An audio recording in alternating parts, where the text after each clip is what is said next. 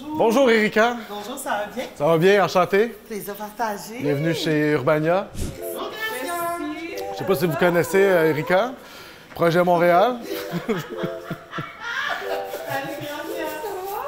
Kedwig, enchanté.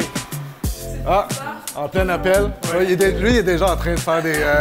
il fait campagne. Ben, je continue ma job. Oui, oui, c'est ça. Ben oui, parce bonjour que officiellement. Ah, bonjour, enchanté, Hugo.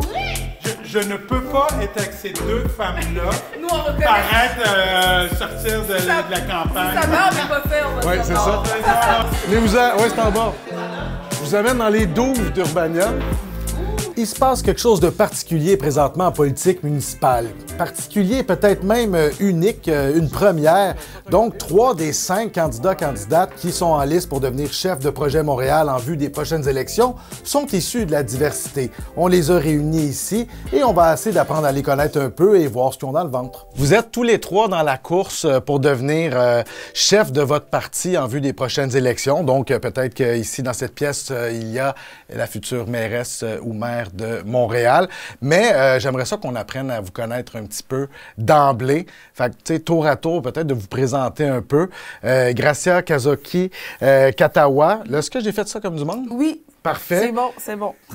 Première mairesse noire de Côte-des-Neiges qui a grandi à Sainte-Foy, infirmière de métier. Vous avez plusieurs vies depuis l'enfance, depuis votre enfance au Congo. Pourquoi la politique? Parce que moi, je suis une battante. Je suis une battante, puis j'aime dire que c'est dans mon sang, c'est dans mes gènes. T'sais, vous avez dit, moi, je viens du Congo, de l'Est de la République démocratique du Congo. Il y a souvent eu des guerres, en fait, et j'ai réalisé assez rapidement dans ma jeunesse que, honnêtement, j'avais de la chance, moi, de pouvoir grandir ici au Québec, avoir les études que j'ai eues, vivre en sécurité, etc. Et j'ai vraiment pris conscience de l'importance pour moi de, honnêtement, dédier ma vie à contribuer à améliorer celle des autres. Vraiment, je me vois pas faire autre chose. Raison pour laquelle je choisis la profession infirmière ou dans mon quotidien, c'est ça que je fais.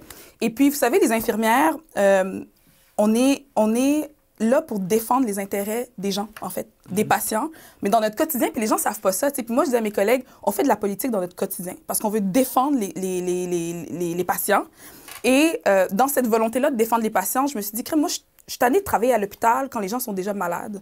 Moi, je veux travailler à un endroit où je peux faire en sorte que les gens restent en santé. Puis durant la pandémie, j'ai vraiment eu une illumination. C'est vraiment dans le municipal, ça, que ça se passe. Et donc, pour moi, quand Projet Montréal m'a contacté, j'ai dit, ben oui, je vais aller être mairesse de Côte-des-Neiges, Notre-Dame-de-Grâce, pour tous les défis que ça représente.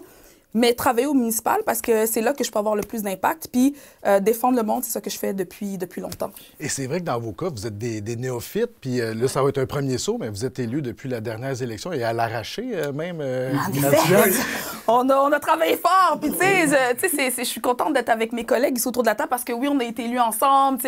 On s'est soutenus là-dedans. Puis Gedwig, avec la mairesse Plante, ça a été aussi une personne qui a été importante pour s'assurer qu'on diversifie l'équipe de Projet Montréal. Puis tu sais, oui, on est 3 personnes à la chefferie du parti, mais c'est beaucoup à cause du travail de personnes comme la mairesse, puis comme Gedwig qui était président à l'époque, qui ont dit c'est important d'avoir des personnes issues de la diversité, puis dans des postes clés au sein de notre parti. Fait que c'est pour ça qu'on est là. Écoute, c'était une de mes questions que j'ai barrées en vous voyant, en arrivant à vous voir vous enlacer, tu sais, sur si vous étiez des amis ou des adversaires, mais je pense que ça va. Il y a une fraternité, je veux dire, c'est pas rien d'être des personnes noires au poste où nous sommes. Puis on a eu la collaboration de Gedwig, comme Gracia l'a dit, puis de pouvoir ouvrir des portes pour ceux qui viendront après nous. Donc, au-delà d'une course à la chefferie, il y a une vraie fraternité. Puis il y a même, c'est peut-être trop fort, mais une croisade, là, vous êtes en train de défricher du terrain, peut-être pour d'autres générations aussi. Il y a quelque chose de fierté là-dedans. Erika Alneus, conseillère dans Rosemont-la-Petite-Patrie, responsable de la culture et du patrimoine au comité exécutif depuis l'année passée? Depuis 2021. Depuis 2021? Depuis 2024, on a ajouté vie nocturne et gastronomie. OK. Depuis... bon, fait que ça fait plusieurs chapeaux. C'est la dame de party. C'est ça. Il faut comme le reconnaître, là. Vous êtes la party animal du comité exécutif. Est-ce que c'est des rumeurs fondées? Pour certains, on pourrait dire party animal. De l'autre côté, j'aime dire que je suis la gardienne de l'âme de la ville. Une ville, c'est aussi sa vitalité culturelle, sa vitalité nocturne, sa vitalité gastronomique. On est une des rares métropoles à avoir cette combinaison qui fait que les Montréalais ont une qualité de vie où on peut avoir une prestation culturel dans un parc, dire « Hey, je vais aller manger au resto après. » Puis après ça, on termine la soirée dans un bar. Il y a très peu de places au monde où on peut faire ça, comme à Montréal. Donc, je me sens... Certains disent « Party animal », moi, je dirais « gardienne de l'âme de la ville ». Comme je demandais à Gracia, pour vous, ça a été quoi l'impulsion pour faire le saut? Justement, c'est pour briguer la chef. C'est drôle, c'est une impulsion qui s'est travaillée dans le temps. J'ai été impliquée dans différentes initiatives, dont Génération d'idées au début des années 2010. Puis j'ai fait une simulation à l'Hôtel de Ville. Depuis 2015, il y a des simulations pour encourager les femmes à se lancer en politique. Puis je me souviens avoir fait cette simulation-là. Puis m'être offert une demi-seconde de si et si. Puis en 2017, on m'a approchée. J'étais aux études, donc j'ai décliné l'invitation de Mme Plante à l'époque. On est revenu me voir en 2021, puis j'ai senti l'appel. On vous court après, finalement. C'est ce qu'on pourrait dire, mais j'avais le goût de le faire. Puis à Rosemont-la-Petite-Patrie, c'est le quartier que j'habite depuis 16 ans. C'est un quartier que j'ai vu se transformer. J'ai vu ma qualité de vie à être optimisée par le travail de Projet Montréal. Puis j'avais le goût de contribuer. Puis s'assurer que dans la suite des choses, ça puisse s'étendre au plus grand nombre de Montréalais. Très bien. Guédouig Bernier, vous avez été président du parti de 2020 à 2024. Oui. Vous en avez mené extrêmement large, selon mes recherches, au sein du parti, mais on vous connaît quand même moins. Donc, ça fait partie un peu de votre mission, vous, de vous faire connaître. Pourquoi avoir décidé de sauter dans l'arène active? Bien, moi, je suis un gars qui aime gérer des problèmes. Il y avait des problèmes. Moi, j'avais senti un projet. Il n'y a pas de problème à Montréal, je pense. Oui, c'est facile, c'est facile. Et moi, j'aime aller au fond des choses, dans les détails pour améliorer les choses. Au parti, en 2017, tout le monde avait critiqué le parti. On ne s'attendait pas à ce qu'il gagne. Il ne faut pas l'oublier, là. On ne s'attendait pas à ce qu'il gagne. Puis c'est un parti que j'adore. Puis j'ai dit, si une personne comme moi, née à Montréal, qui connaît la société québécoise, qui est capable de faire des ponts, ne s'implique pas pour changer les choses, qui va le faire? Et c'est comme ça que ça a commencé. Et pour aller à la présidence, il y a un moment important au parti. Il y a Nadine Raymond qui s'était présentée comme conseillère de ville dans Saint-Michel, dans une élection partielle. Et je trouvais que le parti n'avait pas fait la meilleure campagne pour cette femme-là. Et je voulais continuer à pouvoir influencer. Et j'étais toujours trop tard. Les décisions se prenaient toujours déjà. Et j'ai dit, la seule façon de le faire, c'est d'être au cœur de l'action. Et je me suis fait une promesse, je ne veux plus que ça arrive, qu'on ait des gens de qualité et qu'elles soient, où qu'ils soient, sacrifiés.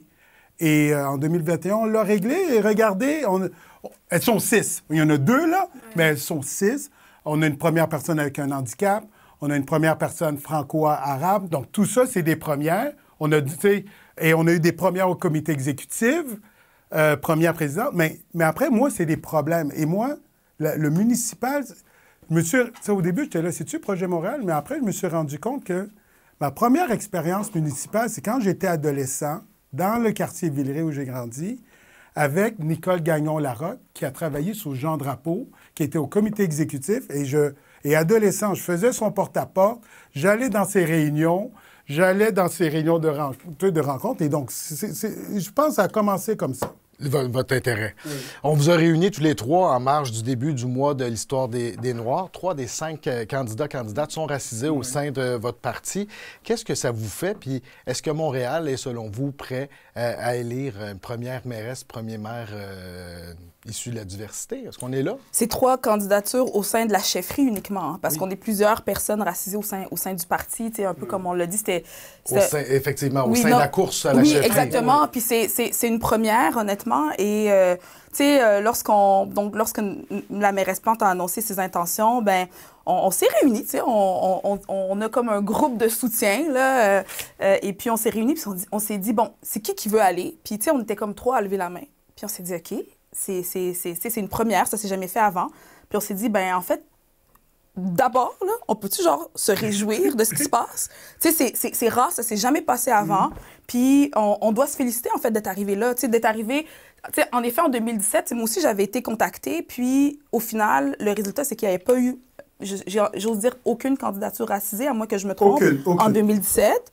On est arrivé en 2021 avec le résultat, avec Guédouig Bernier comme président. Puis, on arrive en 2024-2025 avec 3 personnes racisées comme candidats à la chefferie. Non, mais puis ça, là, c'est vraiment du travail qui a été fait par des leaders du parti, dont la mairesse Plante.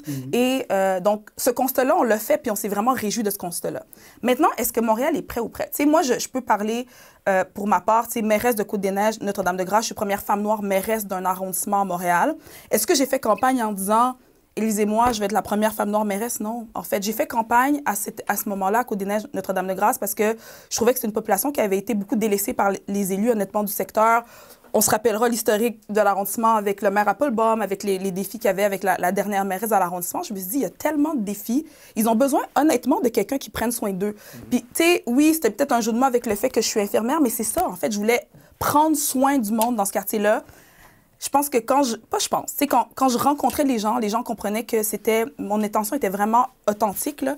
Puis je suis une personne qui est à l'écoute, je suis une personne qui propose, en fait, des actions pour régler les problèmes, puis les gens voient que j'agis aussi. Et je pense que c'est ça qui a fait en sorte que les gens m'ont élu. Ils ont fait confiance, en fait, aux raisons pour lesquelles moi, je fais de la politique. Moi, je suis pas une politicienne de carrière, là. C'est-à-dire qu'aujourd'hui, je suis en politique, demain, je vais faire autre chose, puis je veux pas être prisonnière de la politique. Pour moi, aujourd'hui, la politique, c'est un moyen vraiment, vraiment pour transformer le quotidien de beaucoup de monde. Puis dans un arrondissement comme Côte-des-Neiges, Notre-Dame-de-Grâce, c'était vraiment significatif. Puis ça, cette volonté-là de transformer justement tous les quartiers, c'est ça que je veux aussi porter à la Ville de Montréal. Il y a beaucoup de défis, notamment une crise sociale importante, honnêtement. Et je pense que avec justement toutes les compétences, puis le fait que j'ai travaillé à prendre soin du monde depuis autant d'années, ben je vais amener ça, rapprocher, mettons, la santé des villes, là. Je pense que ça va aider autant le milieu économique que le milieu social et communautaire dans la ville. Donc, toute cette volonté-là de contribuer à transformer le quotidien des gens, je veux l'amener aussi au niveau de la ville. Puis je veux prendre la balle au bon parce que c'est là où on voit, au-delà que oui, on est issus de la communauté noire, on est des individus aussi, avec des histoires, des expériences. Et je pense qu'on a tous et toutes à prendre cette chance-là d'offrir nos talents. Et oui, ça vient avec le fait qu'on est issu de cette communauté-là, mais je pense qu'on doit s'offrir. Il y a une femme qui disait, tu sais, you can be colorblind or color brave. Et là, je pense qu'aujourd'hui, on a cette preuve-là. On sait qu'on est issu d'une grande civilisation avec des grands pans d'histoire, mais on reste des individus qui allons de l'avant pour proposer des choses comme individus. Puis, on vient de milieux différents. Elle est infirmière, travaille comme dans le milieu de l'ingénierie. J'ai travaillé beaucoup dans le milieu communautaire, en philanthropie. Je me suis impliquée dans plein de causes. Donc, je vois aussi Montréal avec une certaine type de lunettes. Puis, je pense qu'on chacun de nous amène sa couleur, sa spécificité pour se dire, oui, on peut prendre les rênes. Moi, je me vois très bien aussi jouer ce rôle-là, ayant cette sensibilité-là pour ceux qu'on voit moins. Et je pense que le communautaire amène ce regard-là. Souvent, on peut penser que la ville, tout le monde réfléchit comme ça ou la vit de la même façon. Non, ce n'est pas tous les citoyens qui vivent la ville de la même façon. Puis on doit s'assurer d'amener ça à ce niveau-là, où tout le monde peut se sentir à sa place. Gedwig, au sein du parti, vous avez travaillé souvent là-dessus. Je vous ai entendu en entrevue dire que vous êtes en faveur de la diversité, mais pas de l'instrumentalisation. Pouvez-vous clarifier un peu ce que vous voulez dire? C'est-à-dire, en 2021, quand on a parlé de la diversité, tout ça, moi, ce que je disais, c'est on a tous une diversité de parcours. On a quelqu'un qui passe par le chemin Roxane, là, on n'a pas le même parcours. Il pourrait être haïtien, on peut être 2 haïtiens, mais on n'a pas le même parcours. Moi, j'ai la chance, j'ai eu 2 parents qui m'ont aimé et qui, feu père, mais et ça, pour moi, ça a été la base de tout, et ça m'a donné une certaine confiance, mais ce parcours-là, ma situation de vie personnelle, ce que j'ai appris, mes expériences font de moi, comme elle disait, une personne, on est unique. Et c'est ça qu'il faut amener. Et donc, et en 2021, une chose que j'ai aimé beaucoup, c'est que personne n'a traité le parti de woke, de toute cette histoire-là, parce que l'aspect essentiel, c'était de s'assurer que tout le monde sente qu'il n'est pas qu'il soit un cheveu sur une soupe. Et ça, c'est la chose la plus que tout le monde déteste, sentir qu'on est un corps étranger dans un groupe. Et il n'y a personne qui se sent un corps étranger dans ce groupe-là. Et tout le monde sent que nous avons notre place. Tout le monde sent qu'on est légitime dans notre volonté d'être chef de ce parti-là. Et dans le parti, il n'y a personne qui se dit mais ça, qu'on n'a pas notre place à vouloir devenir chef. Et ça, s'il y a quelque chose qui est fantastique, c'est bien ça, c'est-à-dire que tout le monde se voit en nous. Et ça, en un mandat, et que ce soit tout à fait naturel. Et donc, on est passé de 2017 à un parti, ouais, ils nous aiment pas trop, à wow, c'est fantastique, allons-y. Et selon nous, on ouvre un pan beaucoup plus large en termes de membership auprès de Projet Montréal. Et ça, elles font un travail incroyable et elles attirent des membres, des citoyens, des jeunes. En tout cas, je sais que vous attirez beaucoup de jeunes. Donc, elles attirent des jeunes au sein du parti, elles les mobilisent et ça, là, c'est fantastique. Toi aussi, Gedwig. Non, mais moi, on n'est pas la même génération, là. Ça sonne bizarre quand on attire trop de jeunes. Non, mais elles attirent, tu sais. Donc, tu sais, chacun sa génération. Mais, tu sais, elles les attirent, tu sais. Mais après, ça ne veut pas dire qu'on n'a pas d'intérêt envers la jeunesse. Oui. Mais c'est tout. Mais c'est intéressant parce que, justement, après la parité, votre parti avait fait de la diversité un des chevals de bataille. Puis, je sens que dans nos chambres d'écho, ça va bien, le côté diversité. C'est réglé, on n'en parle même plus. Dans votre parti. Oui. Mais quand on regarde, on n'a pas besoin d'aller très loin pour voir qu'il y a encore du racisme quand même pas mal partout. Et ça va être ça, j'imagine, le cheval de bataille pour vous, c'est de sortir de nos chambres puis du parti. On a juste à regarder ce qui se passe aux États-Unis et tout ça. Je veux dire, Mais on n'est pas les États-Unis. Les États-Unis ont leur situation, nous, on a les nôtres, mais je ne sais pas où ailleurs où vous auriez 3 personnes d'un parti municipal en toute camaraderie se lancer à la course, à la chefferie et à la mairie. Mesdames, est-ce qu'on avance assez vite à votre goût? Oh, grosse question. Gracia, je te laisse aller pour débuter. Honnêtement, je pense que ce que notre parti a démontré au cours des dernières années, c'est que, puis là, je vais emprunter l'expression en anglais, mais we need to walk the talk. Je pense que, tu sais, il ne faut pas simplement parler de la diversité. Il faut prendre des actions pour que ça devienne vraiment un état de fait. Puis je pense que c'est pas parfait dans le parti, honnêtement, mais je pense qu'en effet, on est tous considérés comme des individus qui avons des choses différentes à apporter. On n'est pas, un autre anglicisme, des tokens. Tu sais, voilà, on a notre place, on a notre voix. Et ce que ça apporte aussi d'avoir une équipe diversifiée, là, on parle de la communauté noire, mais aussi, justement, toutes sortes de parcours dans le parti, ça fait en sorte que quand on a des dossiers sensibles, puis là, je vais parler d'un dossier que moi, j'ai eu au comité exécutif, là, la lutte au racisme, puis toute la question du profilage racial, ça fait en sorte que tu arrives dans une équipe où, tu sais, j'aimais bien dire à Erika, tu sais, Erika, au comité exécutif, je fais juste la regarder. Puis elle comprenait exactement comment je me sentais. Pas besoin d'expliquer, oui, mais il y a 4 générations. Non, comme, elle comprend exactement ce que je veux dire. On avait des personnes avec qui on pouvait discuter de, OK, voici la posture que la ville veut prendre. Tu sais, qu'est-ce que vous en pensez?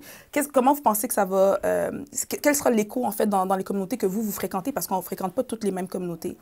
Mais un élément central, c'est que dans cette discussion-là, on avait une mairesse puis une direction de cabinet qui nous faisait totalement confiance dans... la posture qu'on allait prendre comme équipe, les valeurs sur lesquelles on s'appuyait pour prendre la décision. Donc, tu sais, quand je dis walk the talk, c'est ça. Fait que oui, on a recruté un certain nombre de personnes qui ont été en mesure de se faire élire dans certains bastions de Projet Montréal. On a eu des postes importants, mais même dans la façon de prendre des décisions, on se sent écouté, respecté. Puis nous aussi, c'est important. Tu sais, moi c'est important. J'ai dit, je n'irai pas devant les médias si je ne suis pas à l'aise fondamentalement avec la posture qu'on prend.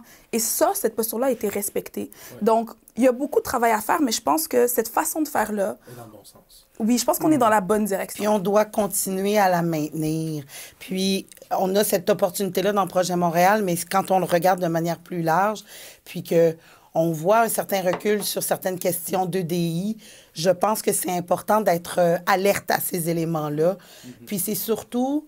Ce qui me touche, c'est qu'il y a des gens qui ne croyaient pas qu'ils avaient accès à l'hôtel de ville, puis qui, à travers nous, se disent « OK, j'y ai droit, je peux y participer ». C'est extrêmement précieux pour la démocratie, à mon sens.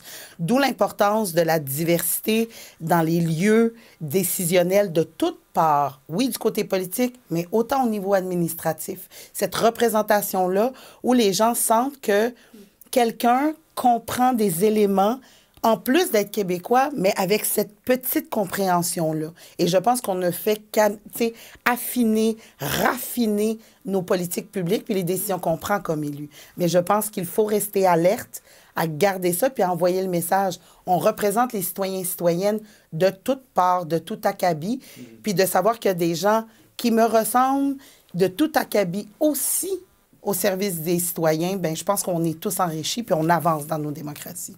Vous êtes tous les trois sur la ligne de départ. La course commence dans quelques jours. Parlez-moi de votre état d'esprit et aussi si vous êtes capable de me synthétiser. Je sais que, Erika, vous avez parlé de libérer l'Est de la ville. Vous avez comme quelque chose qui pourrait être un peu une synthèse de votre engagement principal. Ça pourrait être quoi? Moi, ça me fait plaisir de débuter. En fait, vous savez, je pense que Projet Montréal, on est un parti d'idées. Ça fait 20 ans qu'on existe. Il y a plein d'idées qu'on a mises sur la table au cours des 2 dernières décennies. Puis, on arrive vraiment à la croisée des chemins où, tu sais, si on veut développer le transport collectif pour l'Est ou, tu sais, pour l'Ouest, si on veut donner plus de moyens au secteur culturel, si on veut être en mesure de trouver des solutions à la crise sociale, honnêtement, on est arrivé à la croisée des chemins où je pense que le rôle du maire ou de la prochaine mairesse, ça va être d'aller chercher plus de pouvoir à Québec. Tu sais, je le sais que c'est pas évident, mais il va falloir s'asseoir avec Québec pour discuter de façon constructive. Puis moi, je suis capable, tu sais, je vous parlais de mon expertise en santé, je suis capable de dire au gouvernement du Québec, si tu m'aides dans ce domaine-là, là, tu sauves de l'argent à telle autre place. Tu sais, il faut comme avoir ces discussions-là parce que la réalité, c'est que on ne peut pas continuer à prendre les taxes foncières des Montréalais pour payer pour la transition écologique, pour le transport collectif, pour l'itinérance. Tu sais, on ne peut plus, là. Ça ne marche plus. Puis fait que moi, une de mes propositions principales, c'est d'aller chercher plus de pouvoir à Québec, puis d'explorer certains éléments de taxation. Moi, je pense qu'il faut explorer la taxation sur la congestion parce qu'il faut... Tu sais, on le voit, là, il faut développer le transport en commun. Moi, je trouve que ça n'a aucun bon sens qu'il y ait du monde qui vont partir de l'Est, que ça va leur prendre 1h30 ou 2 heures pour aller à l'université. Voyons donc, c'est pas ça qu'on veut, tu sais, c'est pas ça qu'on veut pour les Montréalais. Donc, moi, c'est vraiment un élément qui sera central à mes politiques publiques, c'est-à-dire comment est-ce qu'on fait pour aller chercher plus de pouvoir et plus de leviers et plus d'argent aussi pour les Montréalais. La mairesse Plante, justement, perdre patience après François Legault récemment, exactement là-dessus. C'est un cheval de bataille important pour être en mesure de réaliser ce qu'on sait déjà.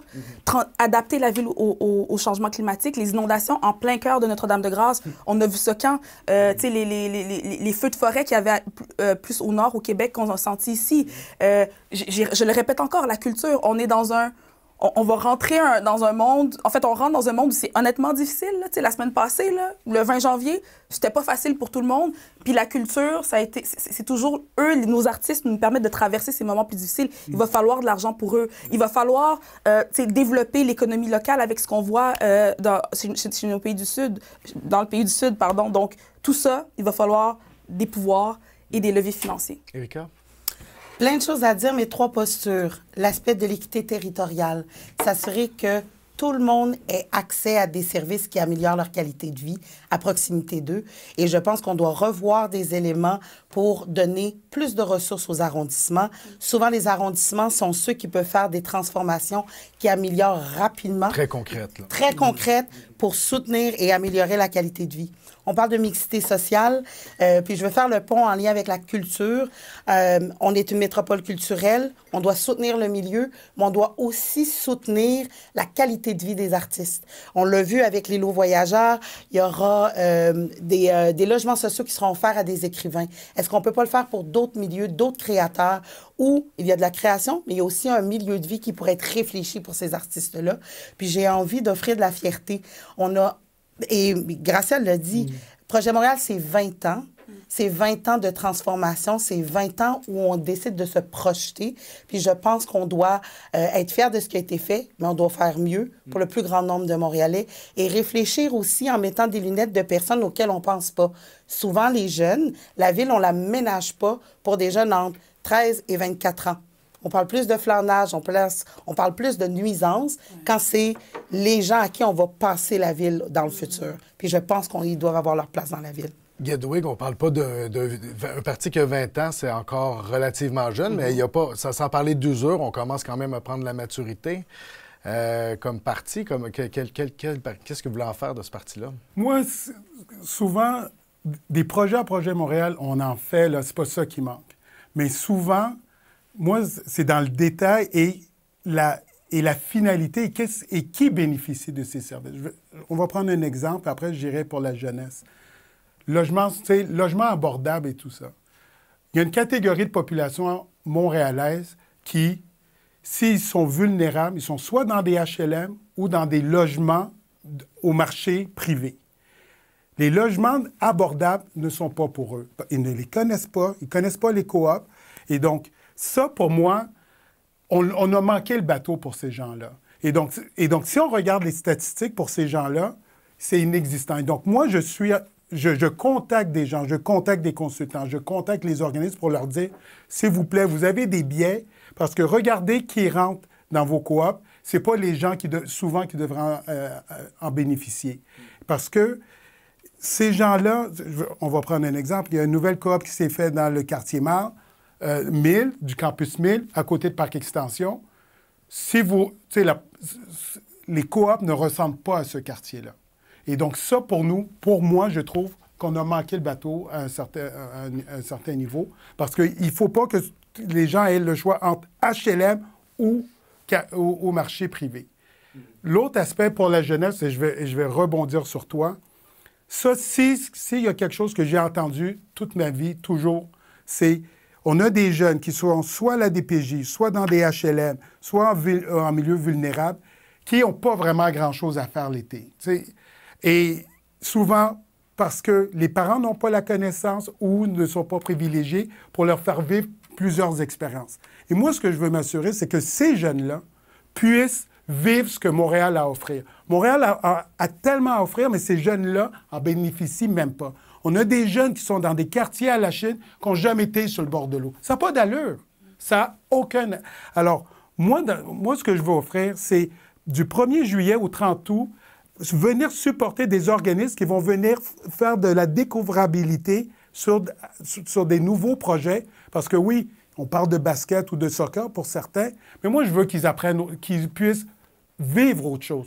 Il y a des programmes comme les Jeunes Marins Urbains qui permettent à des jeunes de construire un bateau et se promener et apprendre à naviguer sur le Saint-Laurent.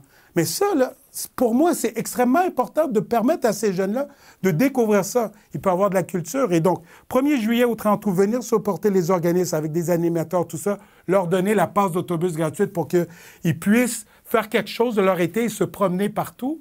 Parce que moi, j'ai eu la chance. Mes parents, on allait au camping. On a commencé avec une tente roulotte. Après une roulotte, je sortais de Montréal où je faisais d'autres activités. Et quand on est parents et on sait quoi faire avec nos enfants, qu'est-ce qu'on fait? On veut qu'ils apprennent. On veut qu'ils explosent. On veut qu'ils découvrent des choses. Et c'est ça que je veux pour les jeunes. Je veux que les jeunes, l'été, quelle que soit leur situation, ils peuvent vivre Montréal. Mettons que vous êtes en voyage ou ici avec votre sac à dos, puis vous rencontrez un touriste, puis vous essayez de vendre Montréal ou juste décrire Montréal à quelqu'un qui n'est jamais venu ici, ça serait comment vous allez faire ça? Ça m'arrive tellement souvent. Tu sais, je sais pas, mes dernières vacances, je sais pas, au Portugal, c'était, je disais aux gens, tu sais, il faut justement aller découvrir Montréal, tous ces festivals. On est comme une métropole culturelle, accessible.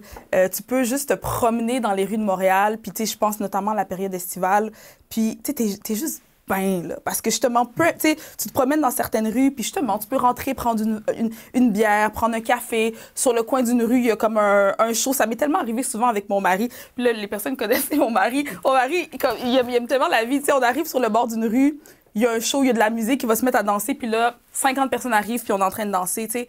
Montréal, c'est la joie de vivre, c'est le bonheur au quotidien, à chaque coin de rue. Puis c'est la culture, en effet, qui nous permet ça. Donc, c'est comme ça que je vais à Montréal. Moi, oui, c'est une bonne job. Moi, je dirais deux choses. C'est la mairesse, un jour, qui a dit « Montréal est à la fois grandiose et intime ». Je pense qu'il y a de ça. Il y a cette qualité de vie qui se ressent. Puis l'autre chose, je dis souvent, les Québécois, on est... des gens avec un tempérament latin, puis une fois qu'on neige sur la tête, la différence avec les Montréalais, c'est qu'on a du swag. Oui, dit la responsable de la vie nocturne. Ben oui. Sauf au cabaret La Tulipe, ça va moins bien. Là, ben non. Swag, mais moi, ce que je dis, c'est Montréal est une ville à vivre. T'sais, parce que ça se visite rapidement, souvent.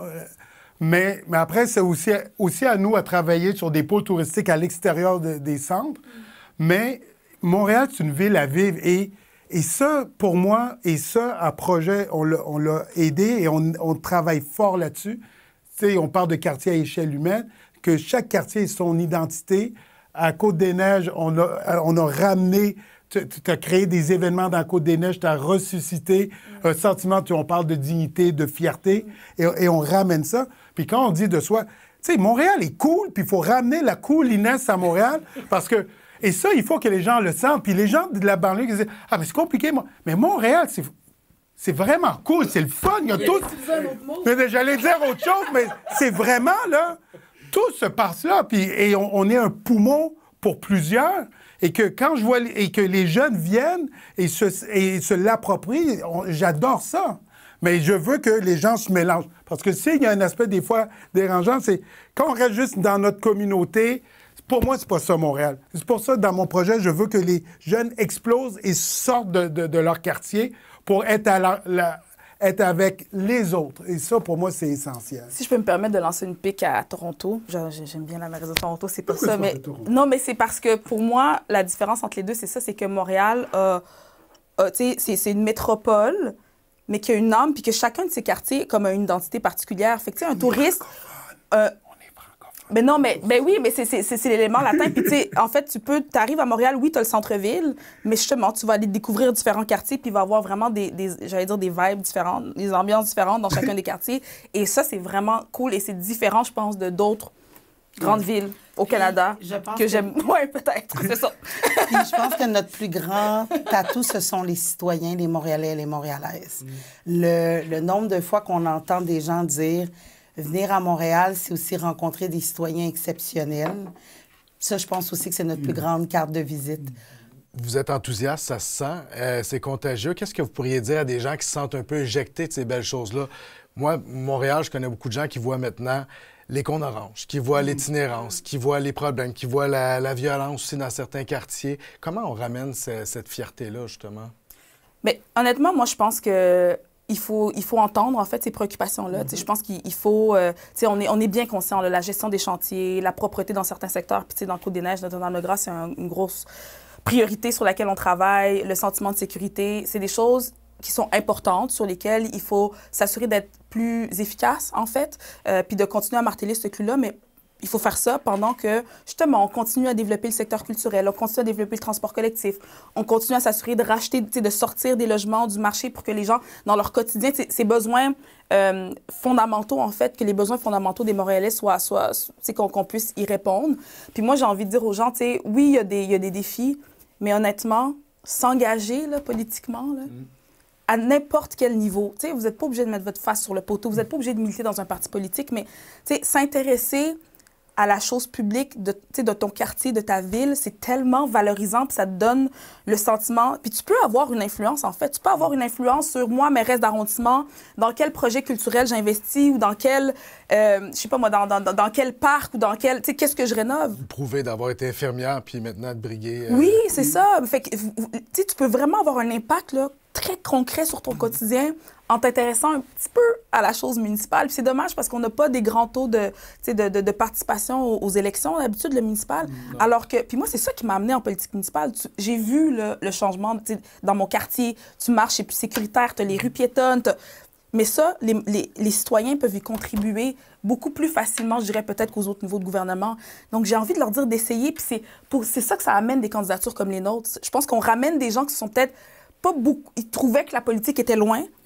Puis là, nous, ils sont proches de nous. Fait qu'ils disent, OK, je suis peut-être un peu moins loin de la politique que je pensais. Puis là, ils fouillent puis se rendent compte qu'ils peuvent avoir un impact. Donc, oui, il y a des défis, mais engagez-vous. Impliquez-vous. Puis en plus, avec nous, c'est le fun. On a même une partie animale avec nous.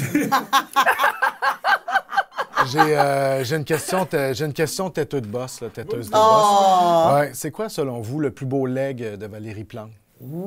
Qu'est-ce qu'on va se rappeler d'elle? Ben moi, je dirais... Dites-moi pas son rire, s'il vous plaît. Non. Mais il y a plusieurs legs. C'est-à-dire, si c'était pas d'elle, on ne serait pas ici.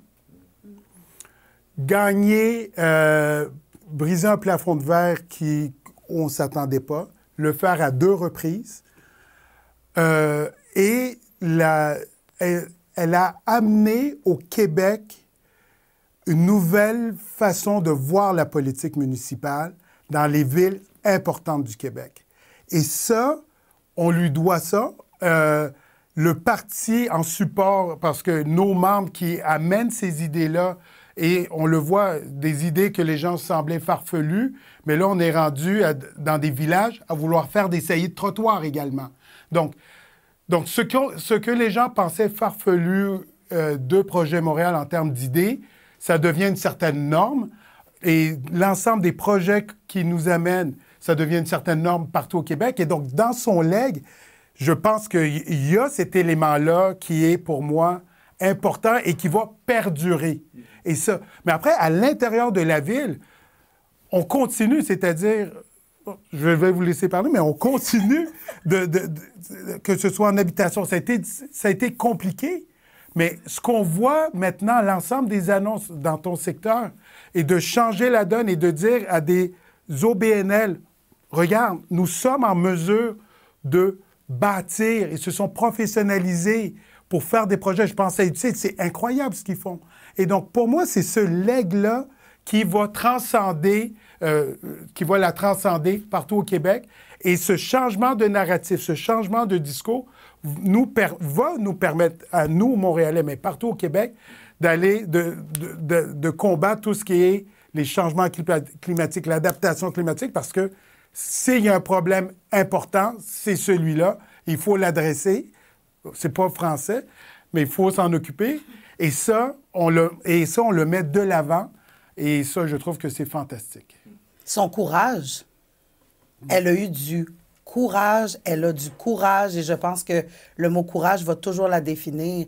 Première femme mairesse de Montréal qui a pris des dossiers à bras-le-corps. Puis c'est intéressant quand on parle de l'habitation. Il n'y avait pas de service d'habitation à la Ville de Montréal, là.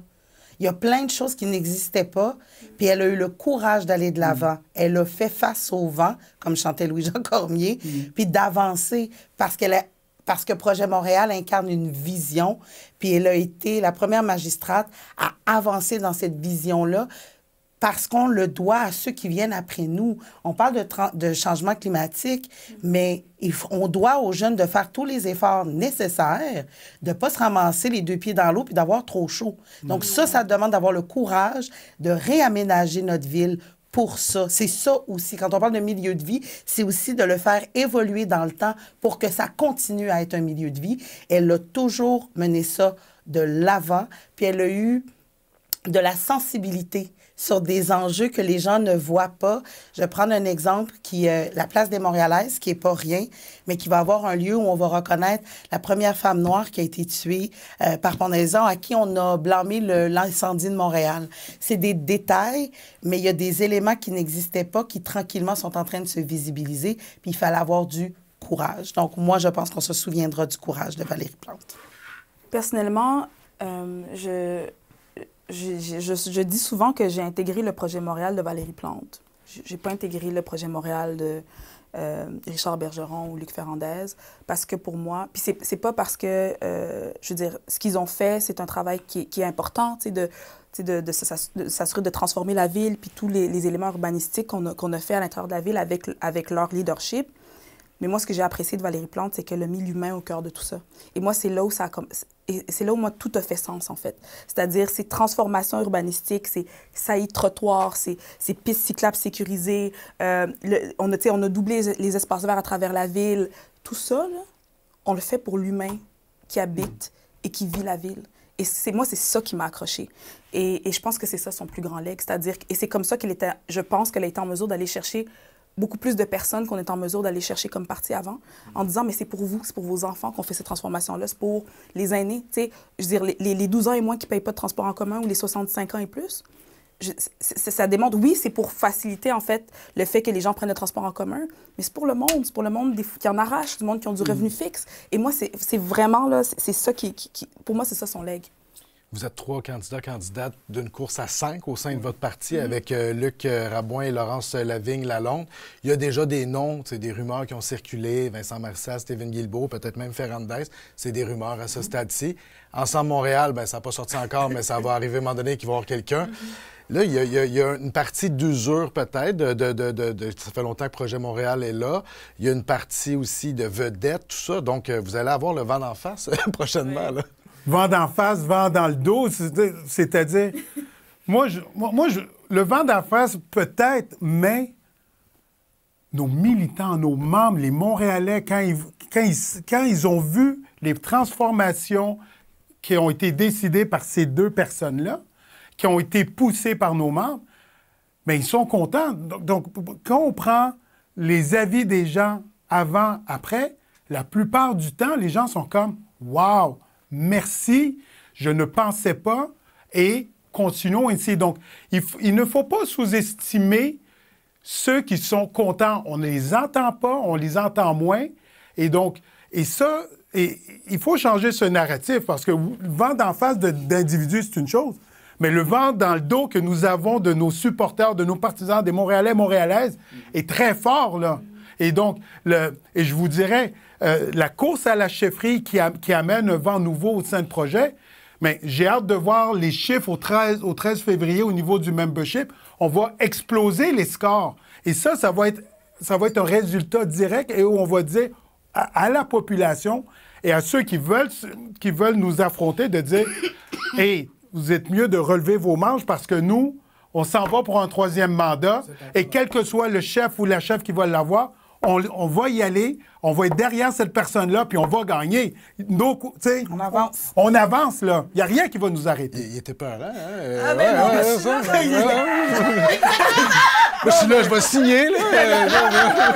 Il n'y a rien qui va nous arrêter, là. J'en suis sûr que tu le sens, le vent dans le dos. Ben oui, je le sens. À ton événement qui a eu lieu. Et toi Les aussi. membres que j'appelle, Hey! qui nous disent, tu sais, merci d'avoir changé telle chose. Mes enfants vont en sécurité. J'oublierai jamais en campagne électorale. Un couple qui disait nos enfants soient capables d'aller à l'école en bicyclette en toute sécurité. Ça aussi, ça a de la valeur. J'ai fait un réaménagement dans mon district.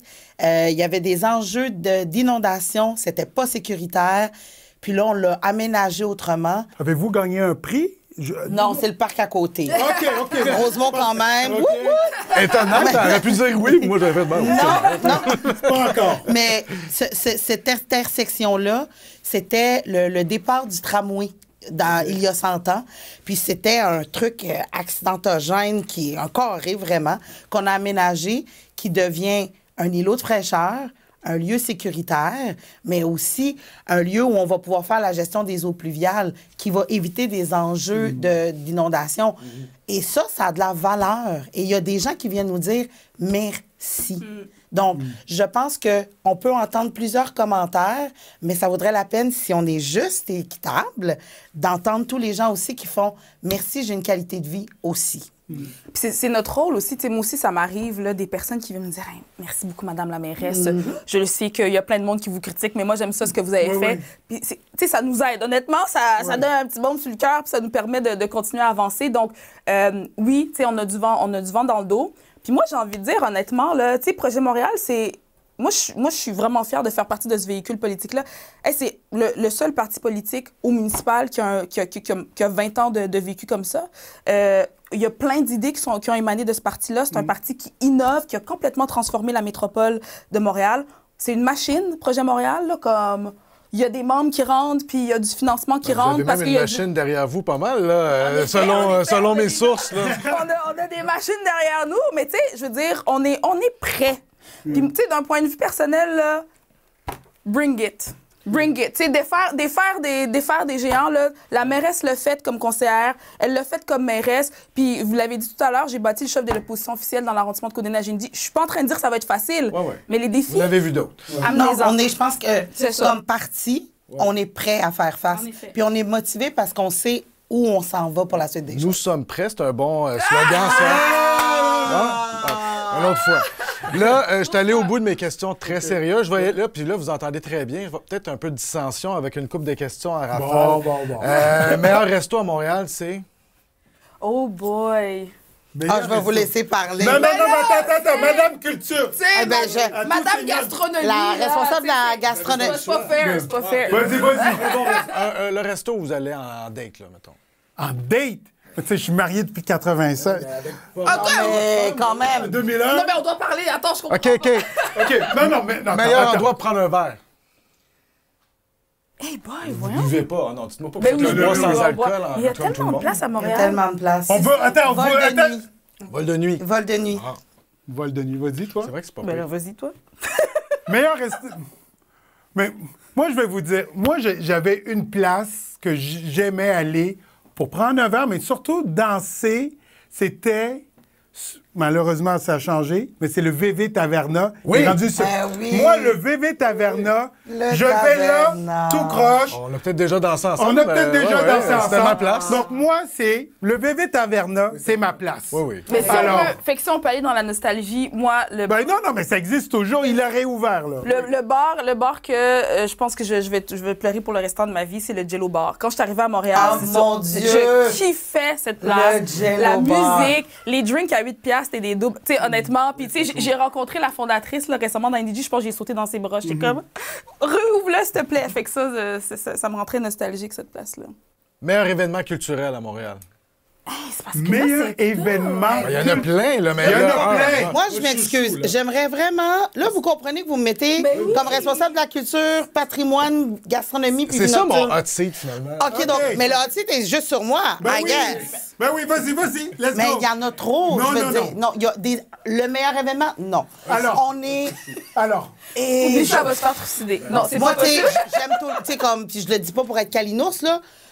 Donc, le Comic-Con. OK, parfait. Non, j'aurais... Mais un qui m'émeut à chaque année, c'est le Festival Transamérique. À chaque année, ils ont le don de venir me chercher dans mes plus grands retranchements puis dans ma plus grande humanité. Le Festival Transamérique. moi, il y a un festival qui renaît de ses cendres. C'est la Carima, c'est le défilé, le carnaval. Ouais, c'est vrai. Il y a eu une décision courageuse de l'annuler en 2023 pour toutes sortes de raisons. En 2024, il est revenu à une certaine forme. Et ce festival-là, la communauté noire anglophone s'est réunie, s'est réapproprié ce festival-là. Et s'est redonné, on parle beaucoup de dignité, de fierté. Eux autres qui étaient souvent divisés se sont rejoints derrière Carimas et les associations caribéennes se sont jointes, elles sont 6, puis il y en a d'autres qui se rajoutent. Et ça leur redonne une fierté, puis ça va aussi nous donner une fierté à Montréal de les revoir. Et ce que je leur souhaite, c'est qu'ils battent le carnaval de Toronto et que ce soit le carnaval des Caraïbes, Ici, le à festival montréalais en Amérique. Je veux que ce soit Une eux. première promesse électorale. Oui. Voilà. C'est bon. Non, mais honnêtement, il y en a tellement. Mais tu sais, je pense que la période, tu sais, la période qui ouvre le bal, là, tu sais, où tu as les franco puis les jazz, je sais que c'est comme cliché, mais c'est une période qui, je pense qu'on retrouve, pas qu'on a perdu l'énergie, là, mais tu sais, on revit, on dirait, là, je sais pas comment le décrire. Fait que cette période-là est intéressante. Puis là, je peux pas m'empêcher de nommer la période dans laquelle nous sommes en ce moment. Le mois de l'histoire des Noirs, avec tout le travail que fait la table ronde du mois de l'histoire des Noirs, je pense que pour une bonne... En fait, pour tous les Montréalaises, Montréalais, il y a tellement d'événements qui sont organisés à travers la ville qui permettent de comme, prendre un temps d'arrêt, de découvrir des choses qu'on ne connaît pas sur la ville et les communautés noires. Et il y a tellement d'énergie qui est mise là-dedans. Tu sais, moi, c'est une période chère, en fait, honnêtement, à mon cœur. Puis voilà. Combien d'événements par jour? Non, mais Dans c'est... tous les quartiers. Mais c'est une vraie réalité, puis t'as raison, Gracia. Mais ça, en tout cas, pour moi, c'est un mois qui me donne de l'énergie. Exact. Ouais. Il y a une solidarité et je me permettrai quand même l'éditorial sur la rencontre de deux solitudes dans les communautés noires qu'on voit pendant... Tu sais, les deux solitudes se mettent ensemble. Autant les anglophones, les francophones, et plus les années passent, plus on se connaît, plus on se fréquente, plus on échange, on s'apprécie. Puis c'est magique à voir, ça, pendant le mois d'Histoire des Noirs. Votre tune de karaoké? Voyage, voyage. Désirless. Bon Ça, choix. Ben oui. Alors c'est très ça- bon. Oui. Oh my God! Mettons que je suis particulièrement dans l'allégresse, là, Oui. provocante. Ah oui, OK. Oui, Dans l'allégresse. oui, dans la C'est ligrette. pas ça que la mairesse a fait là, au party récemment? Quoi? Bref. Ouais, c'est des secrets d'État. Ben mais oui, elle est c'est très des bonne. secrets, là, il Elle est faut- très, très bonne au karaoké. Sérieux? Attends, t'as-tu le vidéo avec toi? Non, quand même. Messieurs, dames. Mais écoute, moi c'est ma chanson chouchou que je chante partout sous la douche tout le temps. Puis tu sais, c'est Hero de Mariah Carey. Je sais pas pourquoi je me sens genre... Assez facile. Aller chercher en octave, oui, c'est bon, la barre est basse. OK. Métro, auto, vélo, Cybertruck? Tout. Non. Tout, sauf tout. Cybertruck. Tout sauf le dernier choix. Fait que, est-ce que vous êtes, parce que là, la mairesse, les pistes cyclables et tout ça, est-ce que c'est votre... Moi, honnêtement, je suis plus métro-bus. Pied. Métro-bus pied, puis Uber, taxi, ça va se le dire. Là. Des fois, en deux-meetings, on n'a pas le choix. Ouais, c'est ça. Bixi, mon renouvellement chaque année, c'est un moyen génial de se déplacer. Donc, métro, bus 67 Saint-Michel! 67 Saint-Michel, mon boss. Vélo, métro, bus, taxi quand on a besoin. C'est ça. Gracia, Erika, Gedwig, ça a été vraiment plaisant. Merci beaucoup. Et là, je vois que vous entendez très, très bien. Oui. Fait que peut-être que vous pourriez envisager peut-être une direction à 3. Québec solidaire à 2, ça va très, très bien. Non. En tout cas, Un dragon à 3 têtes, un serpent. Non. je plaisante, mais bonne course, puis merci vraiment de votre temps. Merci. Mais je dois... T'es chanceux. C'est notre première interview à 3. Ouais. C'est pas si pire, vous êtes bon, vous avez Et déjà en rendé. tout cas, Oui, c'est ça. merci de l'avoir créé. Mais je pense qu'on veut répéter l'expérience. Vous êtes déjà prêts. Ça serait le fun, hein? Ouais. OK. Non, on est... Oui. Et je trouve que vous êtes bon. On a un bon show. Ah On ouais. est un bon show. Ben oui, c'est un bon On show. va les laisser. Show quand même, tu sais. Merci vraiment. Mais là, merci à vous.